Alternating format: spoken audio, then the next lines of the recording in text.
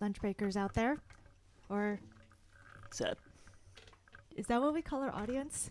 I just called them lunch breakers. I guess we're all kind of on a lunch break. mm-hmm. If you eat lunch, I don't always eat lunch. If someone It's not is a good going on habit. spring break, are they a spring breaker? I guess so. Okay. Or does that only apply to people who like really go on spring break? Isn't there a movie called Spring Breakers or something? There's Wedding Crashers. Yeah, it's the same. If you want to see a perfect example of a woman trying to sexually assault a man, watch Wedding Crashers. Word. Good times. All right. Maybe we should play some music to make it a live stream. I don't know. Maybe. Let's play some music. Maybe. Does music make it a live stream? I guess people live stream for other things. That should be a poll. But it won't be a poll for this week because we already have a poll for this week. All right. We're going to start off with Space Oddity by David Bowie. Seems like it could, I don't know. It seems to fit the mood.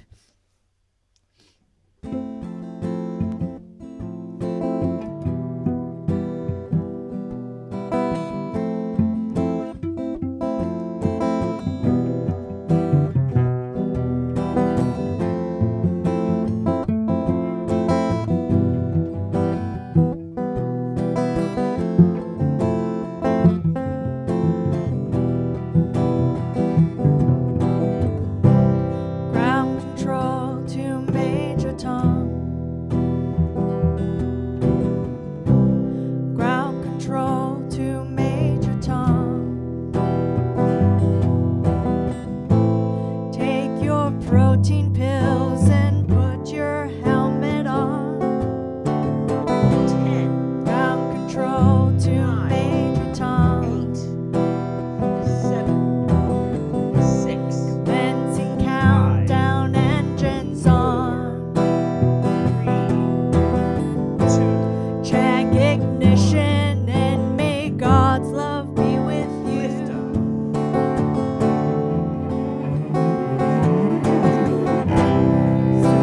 Ground control to Major Tom. Really made the grade. And the papers want to know whose shirt you wear. Now it's time to leave the capsule if you dare. This is Major Tom to ground control, stepping through the door. And I'm floating in the most peculiar way. And the stars look very different today. For here am I sitting in a tin can, far above the world. Planet Earth is blue, and there's nothing I can do.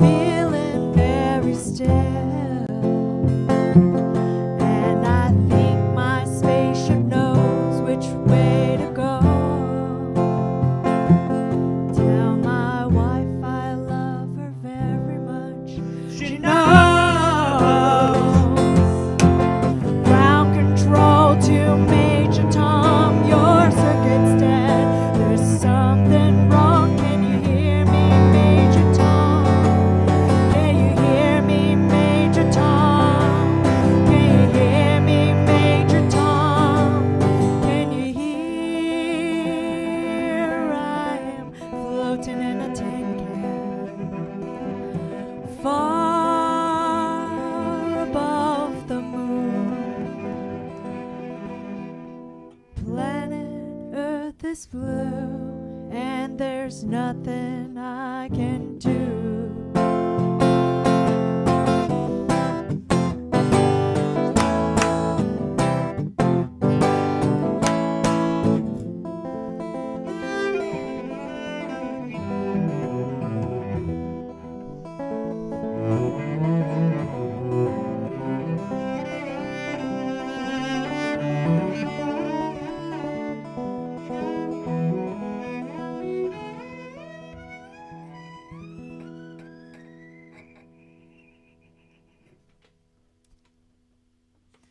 Cool.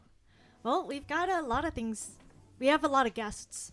A lot, too. We have 2 guests today. What? What? I know. Sometimes we have 0. Sometimes we have 1. Sometimes we have 2. Sometimes, I guess now we have 2.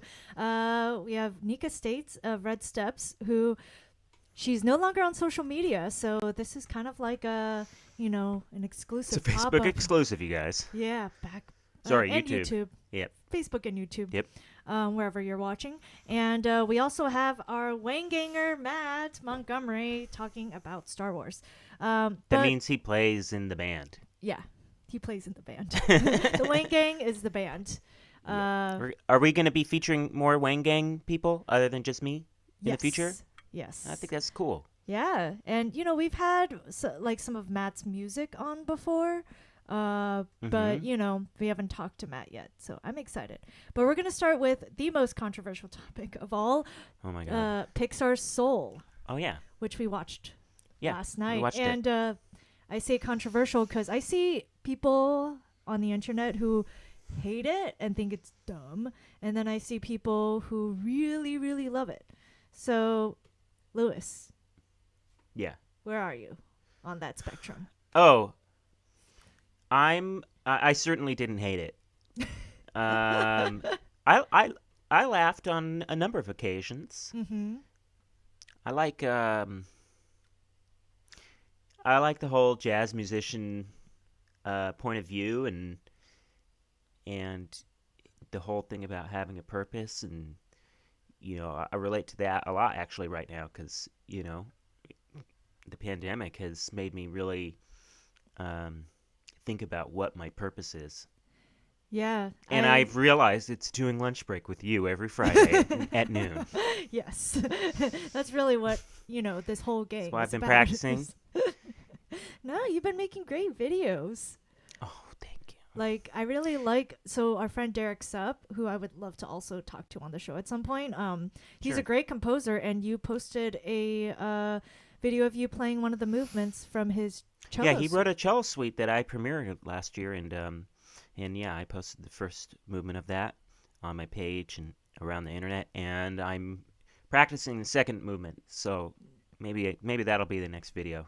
Yeah, I mean, you play a lot more jazz, and I felt like the movie was really relatable in a lot of ways because it is about the working musician, and I saw a lot of myself in what the main character was experiencing, but you play a lot more jazz than I do. So as a jazz musician, do you find there are certain things that are kind of jazz specific that you related to in the movie? Well, I think that the whole being in the zone thing is something that I think probably everybody, all musicians get it, but I think for jazz, it's really something that you're really trying to go for. And I like that, in the jazz world, it's something to be celebrated. Whereas, and he gets lost playing in his audition. Yeah. And that's sort of what wins him the audition. And this is in the beginning of the movie, so I hope I'm not spoiling too much. But oh yeah, by the way, we should have said there might be spoilers. yeah. Okay, but anyway. We'll try not to talk about too many. Okay, was that good? Yeah, that was good. I just realized that people probably out there haven't seen it, so It's a relatively new movie. Yeah, so we should do another. I would I'd love to do another, maybe a video where we actually really talk about it and just say there's spoilers on top. I'm curious about your opinion though. Yeah, I thought it was okay. It's not my favorite Pixar movie. I think, the whatchamacallit, heaven space. Hope that's not giving too much away. The hypothetical space. The hypothetical space. There was a part of it that I was like, it's a little weird. I don't like it, or I have struggles when movies try to touch on any sort of afterlife idea at all, because I feel like there's so many ways to interpret it, and I'm interested, but that's always like the same. I love Harry Potter, but the end when in Harry Potter, spoiler in book 7. Hey, spoiler for all of Harry Potter. There's a part where there is an afterlife-ish scene, or at least a sort of purgatory in between. And it's not your favorite part? And it just, I think it sets up. There are things I like about it, and there are things I don't like about it.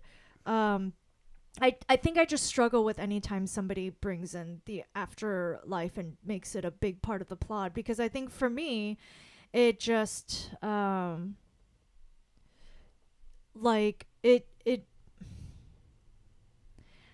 struggle a lot with my own beliefs of what happens after death, and I think for me, it just immediately kind of pulls me out of the story, because I get so critical and cynical of people's various interpretations. I think for me at least, it starts taking away from my flow with the story and gets my head into this place of like, well, I don't agree with your interpretation of this thing that happens after death, and why would this make sense? And I get kind of on my I get too distracted. It's a very distracting thing for me. But at the same time, I don't think I hate it. I think that there were elements of it that I think it's good for other people to see, that musicians, where there's a lot of mythos around music and musicians, and I think this puts a lot of humanity into what musicians deal with. You know, a split of what you dream about doing with your life, and what you end up doing a lot with your life, and how precarious it can be, and just I think that's the internal struggle. Like, that's one of my biggest struggles is as someone who teaches a lot, is how much time and effort do I put into my teaching versus my own craft, and finding a balance. Yeah. Anyway, can I add one more thing? Yes. I thought the music was pretty well done. You got John Batiste doing the jazzy stuff, and then Trent Reznor and Atticus Ross doing the more techno, hypothetical realm stuff. And I just thought it was funny because it's very Nine Inch Nails, and so it's like, oh, hey kids, you like the music from Soul? Well, you should check out some of their other music. And it's just a funny way for Disney to go, you know what I mean? Yeah, I think I wonder if Disney's getting a little more. Disney's about to put out an R-rated superhero movie, Deadpool 3. I mean, I think it's good for Disney to branch out. Maybe they'll be more open to things. I mean, the thing is they have to, right? I mean, they're in control of so much media that it's like, are you really going to just decide not to make these really successful movies just to keep a very narrow brand? I mean, Disney, you can't.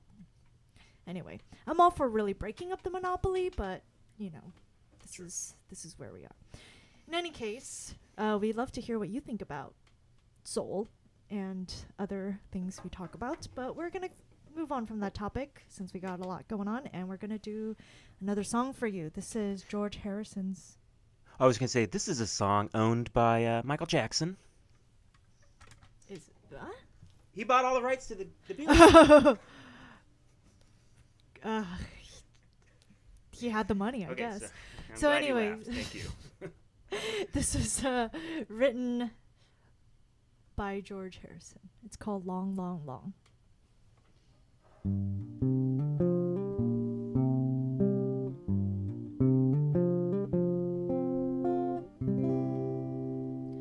It's been a long, long,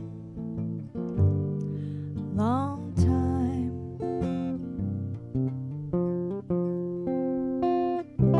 How could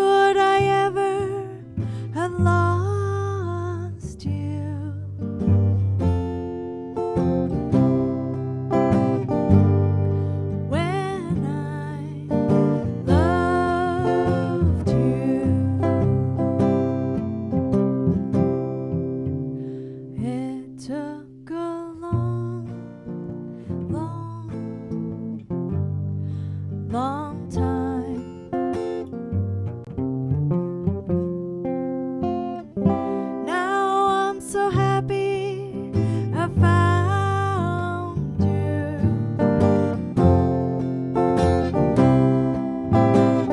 I love you.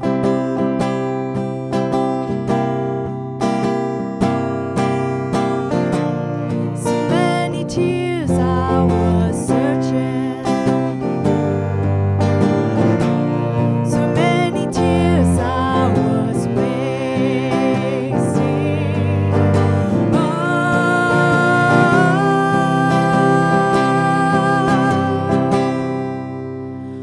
Now I can see you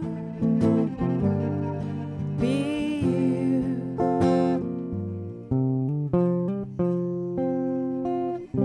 How could I ever misplace you?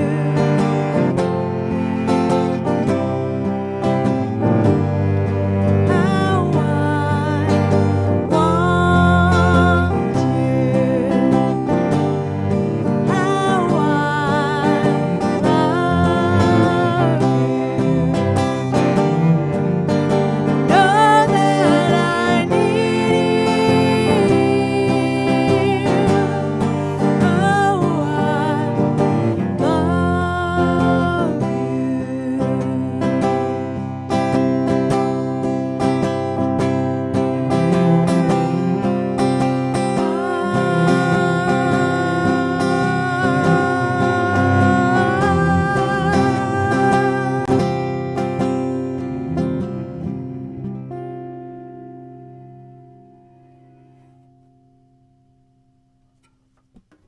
Thank you. All right. Well, here we have Nika States of Red Steps.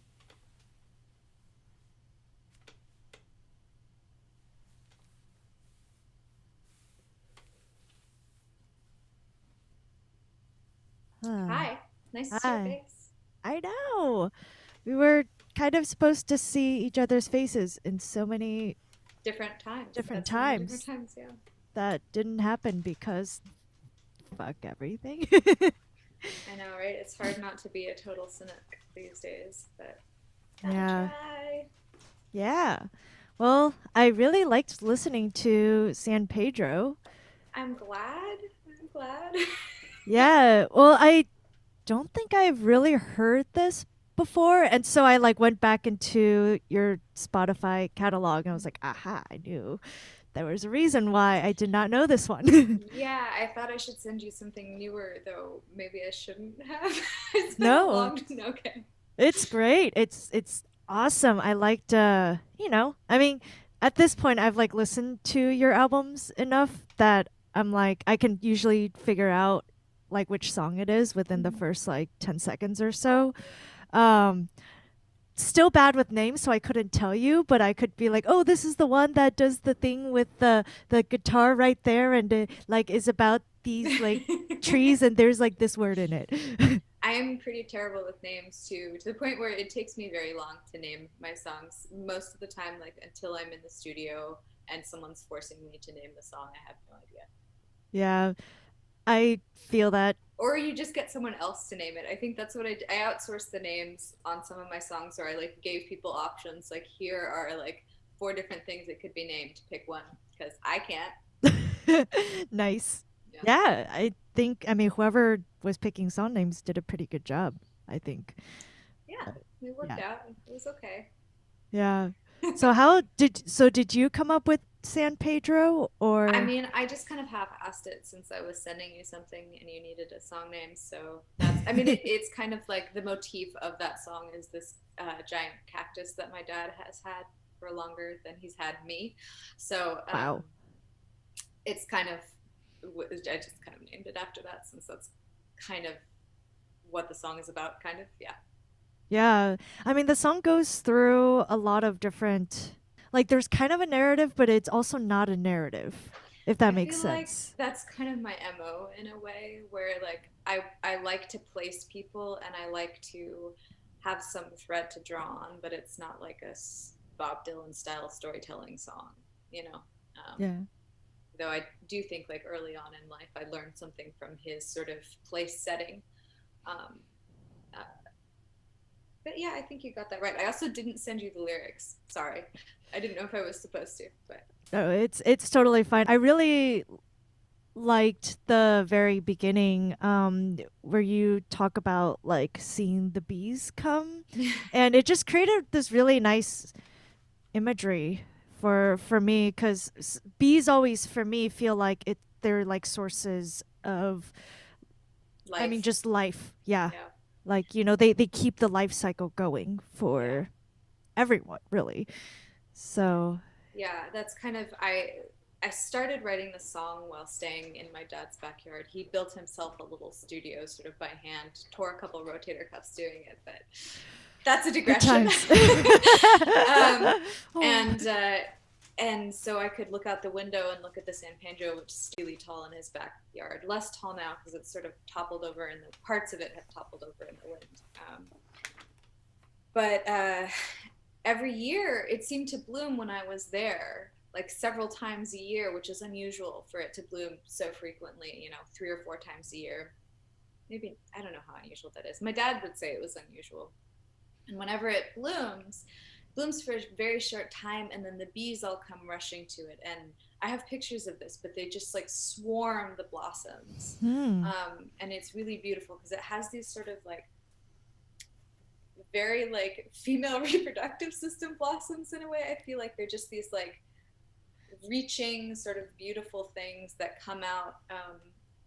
They always remind me of like ovarian tubes or something, like fallopian tubes. They have this sort of long thing and then a blossom.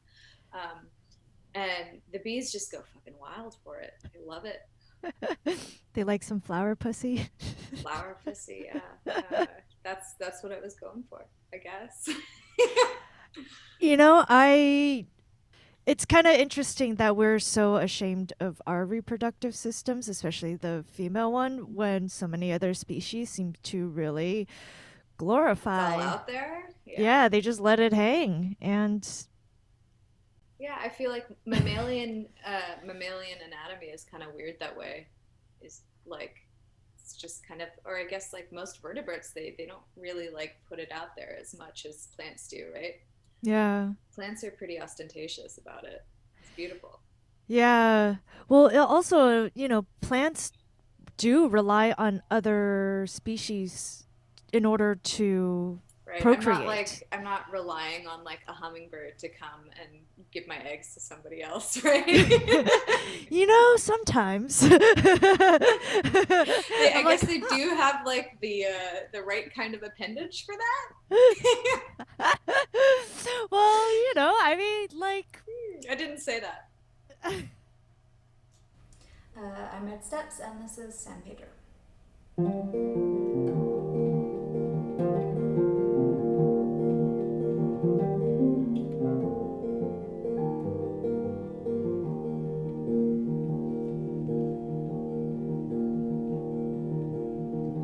I watch the bees swarm San Pedro 3 times a year.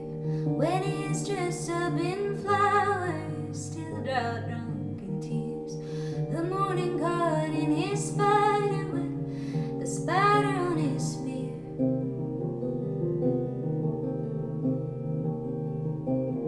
So preach to my snow peak, shaped in a sharp relief. I am my father's soil and his seed, and my mother's toiling in the heat.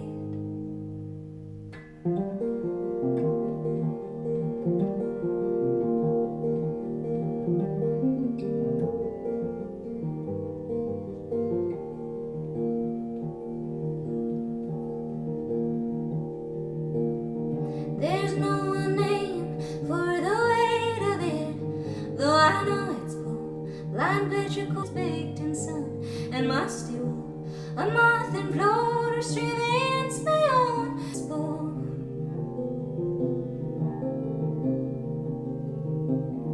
What use are we so fleet? How after fickle arteries, whose warp is too discreet to know, but must be followed.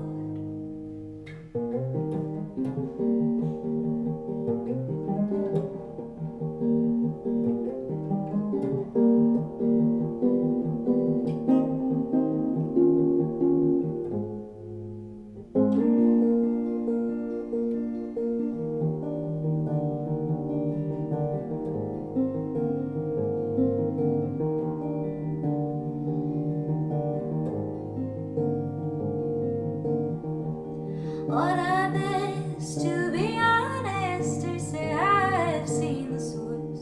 And they brush fire is its testament, and mudslide its right course. Why nurse a tentative belief, which when I speak it makes me hoarse? Why worship what no one has seen, when there is so much in the dirt?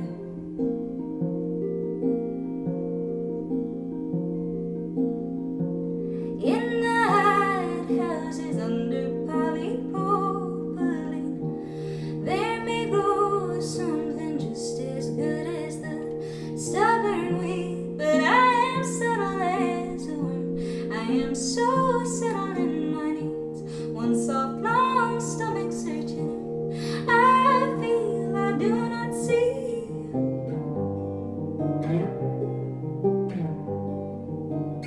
San Pedro, tall and proud, limbs topple and rattle ground you someday.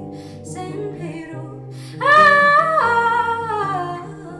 the summer sees a shroud of smoke and low snow clouds. The crowd of bees and blossoms thinning out. I come home thick with it. It's embers underneath my ribs, and grief makes all my limbs go round.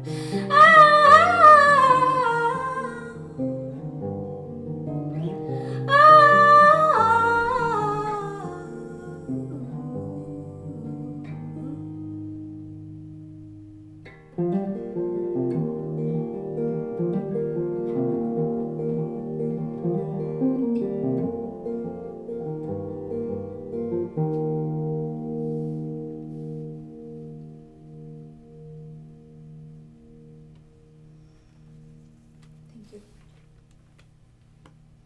Imaginary audience.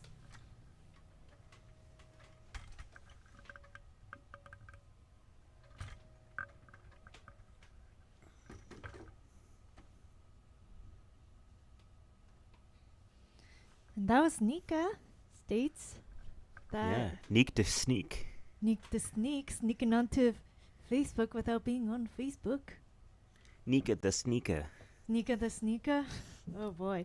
If you liked her song, her band is called Red Steps, and you can find out more of her music at redsteps.com. She's also on Spotify. I think one of my favorite local artists, just Yeah. someone who is very detail oriented and very caring of her craft. Passionate. Passionate, very La passionate. femme la Nika. Huh? Okay, that was a stretch. That was a reach. I don't know what. You don't know La femme Nikita? No. Oh. What is that? It's a movie Okay. about a badass French chick. Cool. Yeah. I mean, And I think they she's- made a show out of it. She's German. She could be the badass German chick. She probably knows about La femme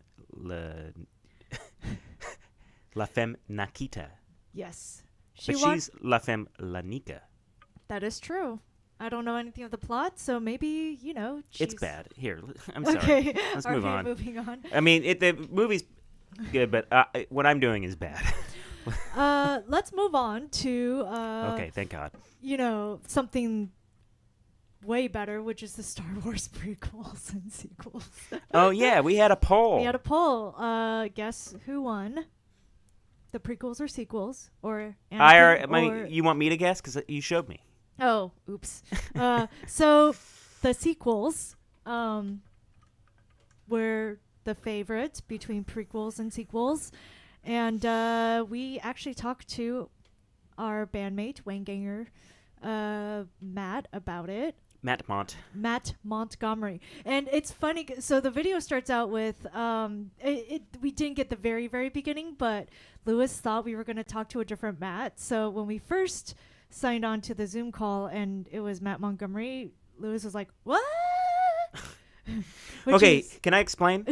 So I did a post, I was a quick post about Last Jedi, and then it turned into this big Star Wars thread because that's apparently how Facebook works. If you mention a certain pop culture thing, it doesn't matter what you're actually talking about. People just want to talk about that thing. And so our friend Matt Bernardin he posted a few essays about his thoughts on like the entire Star Wars trilogy. And then that same day, we were like, hey, let's have Matt on the show to talk about Star Wars. And I was like, hey, sure, he seems to have a lot to say. Without specifying which Matt I had invited. Yeah. And this makes sense.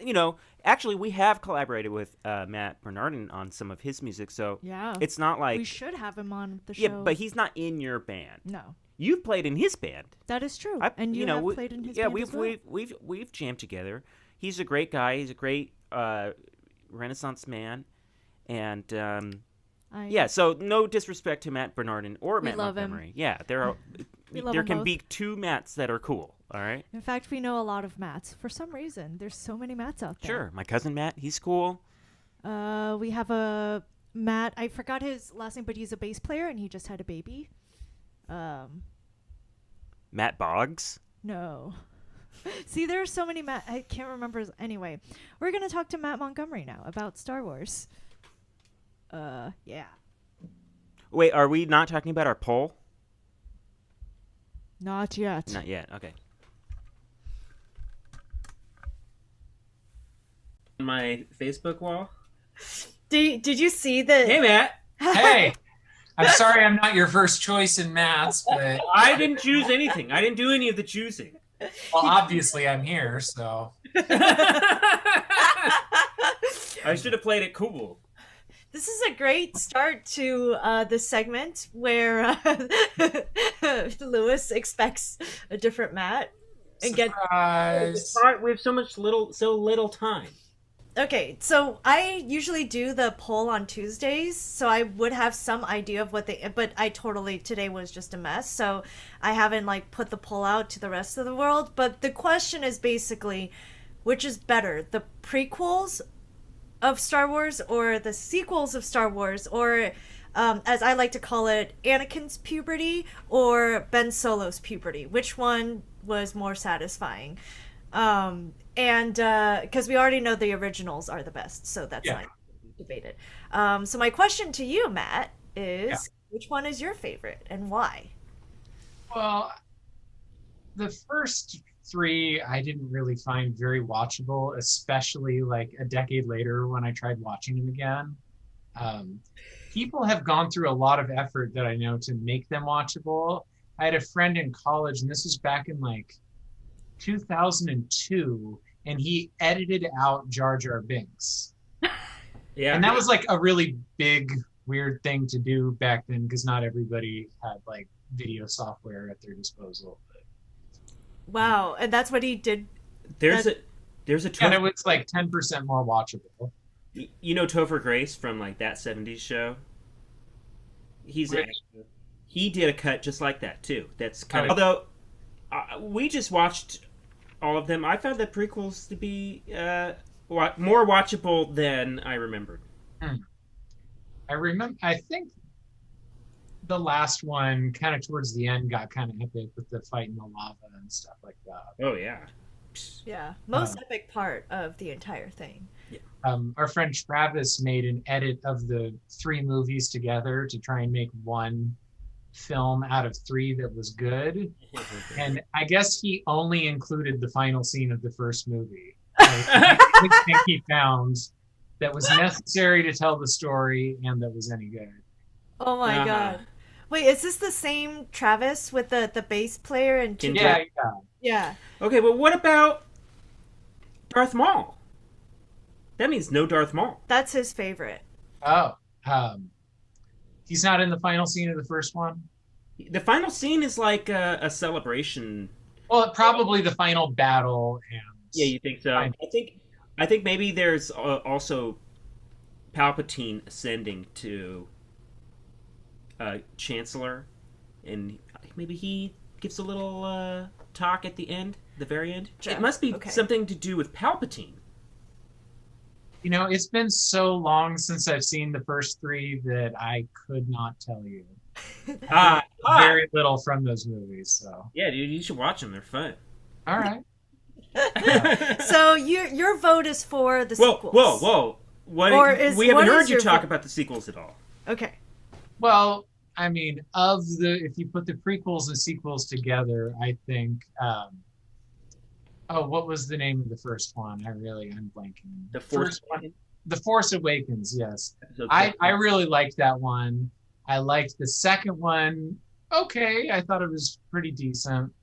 And then the third one is one of the most forgettable movies I've ever seen. I bumped into someone the next day and they're like, "Oh, what did you guys get up to last night?" And it took me a minute to remember what I had watched the night before. Wow. I feel like part of it is because it's so disjointed that it's hard to like really keep like a real story going as you're like watching it, like to keep everything like it was just kind of like what, and then this happened, and then you think it's gonna end, and nope, there's this other thing that's gonna happen. That was the other thing is we paused it to grab a beverage or something, and I was like, "Oh, how much is left?" And then I was like, "An hour and 50 minutes are left?" I thought we were getting towards the middle of the movie and like almost in the home stretch. I don't know. Nope. There's a rumor that movie was going to be 3+ hours. I'm glad it wasn't, although I might have shut it off before then. So maybe you don't remember it because you were just like, I'm gonna stop watching. Maybe. All right, well, I gotta run. All right, Matt.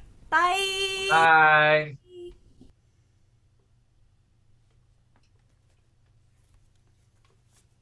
All right. Well, thank you, Matt, for talking about Star Wars with us. Yeah, thanks. If you want to hear more of our thoughts, you could look at the last episode, episode 21, because that's when we talked about Star Wars. And today we talked about Soul, so we thought we'd ask you guys for our poll this week. Did you like Soul, Pixar's new movie Soul? Yay? Nay? Those are your only two options, because I can only post two options. There's no meh.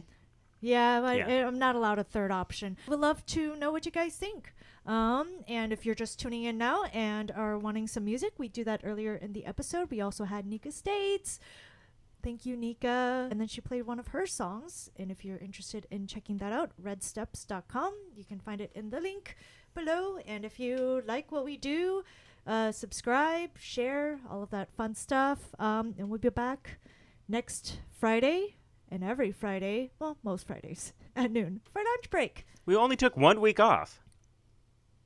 Oh, we did. It's every Friday, you guys. It's pretty much every Friday.